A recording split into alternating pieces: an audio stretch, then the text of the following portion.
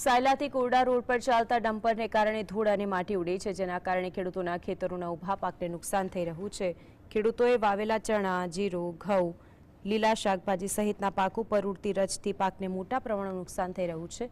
મહત્વનું એ છે કે સુરેન્દ્રનગરમાં ગેરકાયદેસર ખાણો મોટા પ્રમાણમાં ધમધમે છે, જેમાં 24 કલાક પથ્થર ભરીને ચાલતા ડમ્પરોથી રસ્તામાં આવતા ખેડૂતોના પાકને મોટું નુકસાન થાય છે।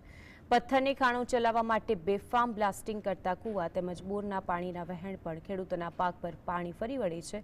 ખેડૂતોએ આક્ષેપ કર્યો કે ખાણ ખનિજ વિભાગ અને સ્થાનિક તંત્ર વિભાગના અધિકારીઓની મિલીભગતથી ગેરકાયદેસર રીતે આ ખાણો ધમધમે છે। વારંવાર ઇબ્રાહીમને અમે કહેવા ગયા 2 દાણ તે એમાં એમને એક દાણ પાણી છાંટ્યું, 2 દિવસ સુધી પાણી છાંટ્યું અને પછી પાછું અમારું પાણી બંધ કરી દીધું રોડમાં છાંટવાનું।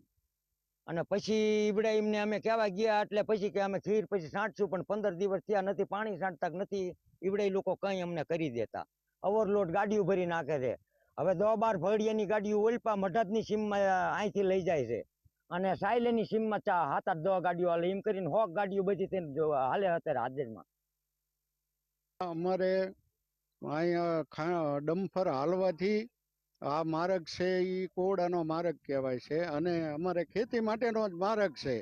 અને આવડા લોકો અહીંયા ડમ્ફર ચલાવે છે, ખાણોમાંથી પથ્થર લાવી અને ઓવરલોડ પથ્થર ભરીને અને ડમરી ખૂબ ઉડાડે છે। અને અમારો રવિ પાક છે, ઘઉં છે, જીરું છે, એના ઉપર ધૂળ ચડી જાય, ડમરી ઉડે એટલે ધૂળ ચડી જાય તો ગમે એવી દવા અમે છાંટવી તો પણ પાકને કોઈ અસર